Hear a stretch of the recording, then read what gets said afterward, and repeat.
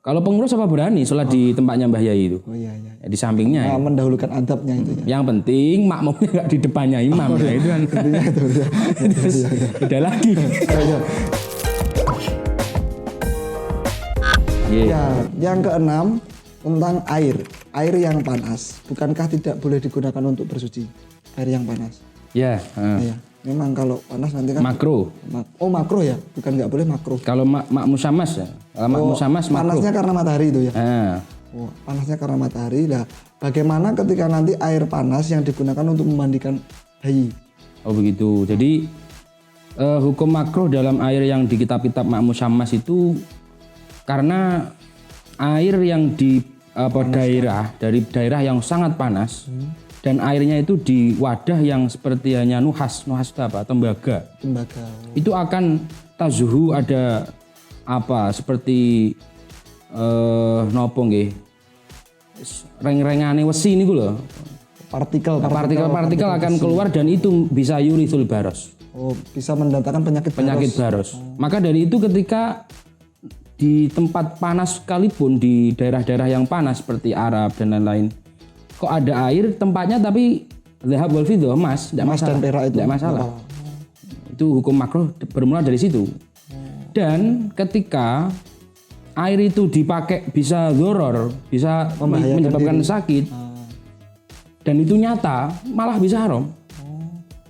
Dan kemakruhan itu tidak hanya mak musamas, mak sadidus sukhunah wa sadidul burudah. Yang banget panasnya dan banget dinginnya itu juga terlalu bisa dingin juga terlalu panas juga makruh juga. Tapi ketika ada prasangka itu dzaror bisa haram. Ketika pas waktu terlalu dingin malah tangan itu kaku nggak bisa digerakkan, contohnya seperti itu ya. Nah itu bisa haram. Maka kalau pertanyaannya dipakai memandikan bayi itu saya yakin kalau panas tidak mungkin. Kalau panas jelas haram. Air hangat itu tidak masalah. Tidak masalah. Jadi tidak sampai dorong lah ini sampai membahayakan diri. Jadi tetap tidak masalah. Lanjut pertanyaan yang ketujuh. Bagaimana hukum air yang suci mensucikan kurang dari 2 kulah apabila terkena atau terciprat air mustakmal atau air yang sudah pernah digunakan? Apakah masih suci mensucikan? Tentu ya, kalau pertanyaannya terciprat itu hanya sedikit. Sedikit, pasti sedikit. Jadi kalau sedikit itu sudah tidak fala yaslubu tahuriyatuhu. Itu tidak menghilangkan suci dan mensucikannya air tersebut. Berarti, berbeda kalau nanti banyak itu semisal setengah dari air yang ditimba itu semisal air mustakmal setengahnya air, itu bisa hanya suci tapi tidak mensucikan gitu. Jadi mempertimbangkan yang mengenai juga.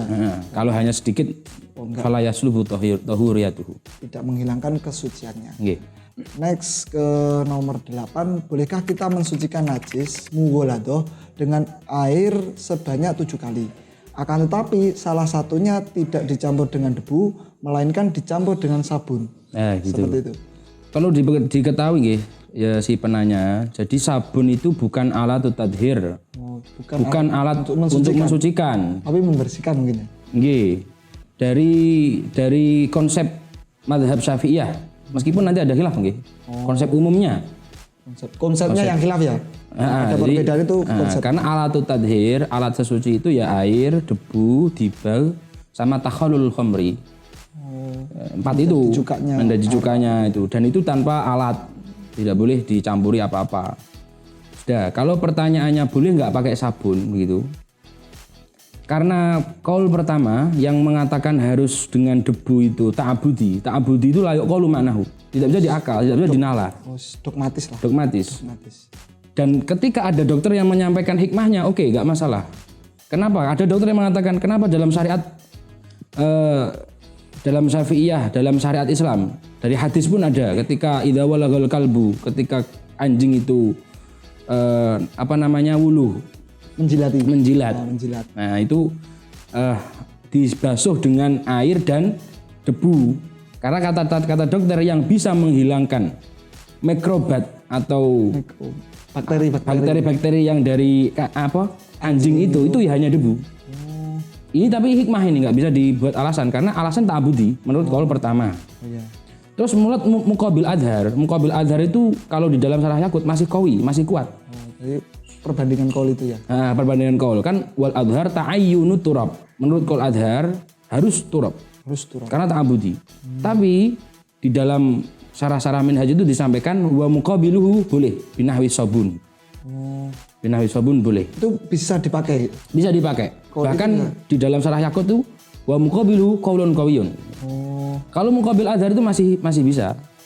Muqabil adhar itu masih bisa dan memang sangat kuat khilafnya Antara sabun Nggih. dan debu itu tadi. Nggih, kalau di dalam sebagian syarah Minhaj Hasyiah Qulubi itu disampaikan karena apa? Kok boleh dengan sobun? Di dalam bab tayamum ketika ada romal lahu hubarun, romal itu pasir. Di situ ada hubar itu boleh buat tayamum. Nah, jadi buat manhaji, buat pembahasan boleh pakai selain turab dengan sabun itu. Ya, saya kira cukup dengan syarah Yaqut tadi, kalam apa bahwa khilafun qawiyun tadi. Ya, Qabil adhar. ya memang masih bisa dipakai lah. Nggih, dan kuat itu. Oh, ya. Nggih. Lanjut pertanyaan yang ke-9. Pada waktu sholat Jumat, ada makmum yang hanya menemui tahiyat akhirnya saja. Apakah nanti cuma melanjutkan 2 rakaat atau 4 rakaat ketika nanti sudah imamnya salam? Nggih. Jadi begini nggih. Syarat orang itu yudrikul Jum'ah, menemukan Jumat itu harus menemui 1 rakaat dengan imam. Jadi terakhirnya ya rukuknya imam itu. Jadi setelah rukuknya imam sudah tidak Jumatan. Berarti sholatnya ya sholat diteruskan 4 rakaat. Tapi niatnya tetap Jumat. Niatnya tetap sholat Jumat. Tapi 4 rakaat. 4 rakaat. Dan itu khilaf. Ada yang mengatakan niatnya duhur. Tapi kalau pertama itu yang niatnya Jumat. Meskipun sudah enggak tidak dikatakan Jumat. Walaupun bukan sholat Jumat tapi tetap Yanwil Jum'ah wa atamma dzuhra. Jadi menyempurnakan 4 rakaat. jadi sholat duhur ya. Nggih, karena sudah enggak menemukan 1 rakaatnya imam. Oh ya. Nggih. Nih, yang ke-10. Pertanyaan yang ke-10, apa hukum henna tangan? Henna yang biasanya waktu pengantin putri, biasanya di tangan-tangan itu untuk menghias tangan. Ya. Nah, dikatakan sah untuk sholat itu jika lapisannya bisa dikelupas dan hanya meninggalkan warna. Tapi jika sudah 3 hari, ternyata warnanya yang tertinggal itu mengelupas, bukan pudar, seperti lapisan yang menempel di kulit, tapi juga mengelupas. Nah, bagaimana penjelasan hukumnya? Jadi begini nggih.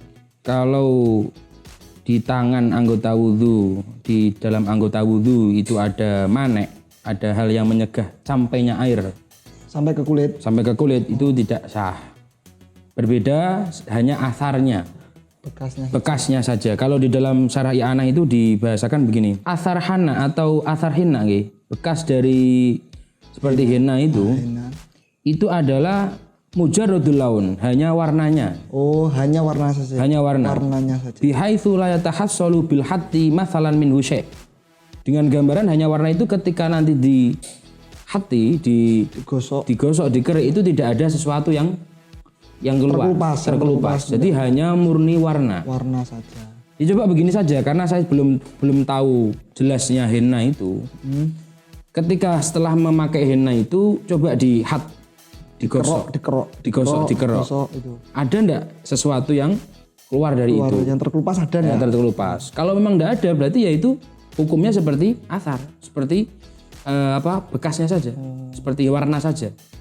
Kok nanti setelah beberapa hari ternyata ada, itu dari henanya atau karena ada sumuk keringat yang kering, al-arqi al-mutajamid, dan itu kan enggak masalah. Bahasa Jawanya bolot itu ya.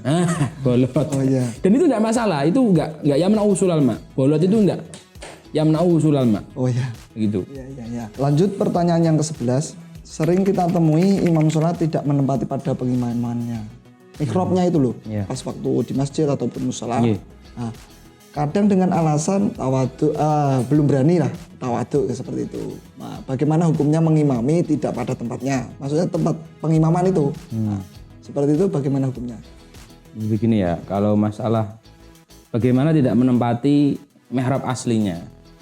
Jadi kalau dalam jamaah itu tidak ada harus imam di mihrab itu tidak ada. Bukan syarat menjadi imam. Bukan syarat. Cuma kalau dalam Sahih Bukhari Kanjeng Nabi itu sholatnya di mihrab dan itu mihrabnya agak lebih tinggi daripada makmumnya. Tujuannya untuk apa? Untuk taklim. Supaya ashabnya, para sahabat itu tahu kaifiatas sholah. Tata cara. Ini sunatu hadza li ta'tamu bihi. Saya melakukan ini supaya kalian itu tiru. Ya, jadi kalau tidak ada wajah itu, dalam arti ya enggak masalah, enggak di mihrab. Di mihrab itu kalau di dalam kitab itu agak irtifa sedikit gitu. Lebih tinggi lah. Nah, seperti di Masjid Lirboyo itu loh. Oh ya, Lawang Songo. Nah, Lawang Songo itu ada sedikit papannya sedikit. Papan. Terus kalau pertanyaannya bagaimana tidak menempati mihrab, tidak masalah karena kenapa? Karena di Jawa itu orang Jawa itu lebih mendahulukan adab. Oh ya. Ya kita khusnudon saja lah, itu mungkin orangnya belum pantas lah di tempat itu. Seperti di Lirboyo juga begitu. Kalau pengurus apa berani sholat di tempatnya Mbah Yai itu? Oh iya iya. Ya, di sampingnya. Nah, mendahulukan adabnya itu ya. Yang penting makmumnya nggak di depannya imam. Nah, itu kan. Beda lagi. Oh iya. Itu kalau itu pasti nggak sahnya ya. Nah, kenapa? Karena di dalam mazhab kita mura'atul adab itu muqaddam alat ta'ah. Mura'atul adab muqaddam alat ta'ah. Kita adab dulu. Dan itu tidak masalah dan tidak mengurangi pahala sholat.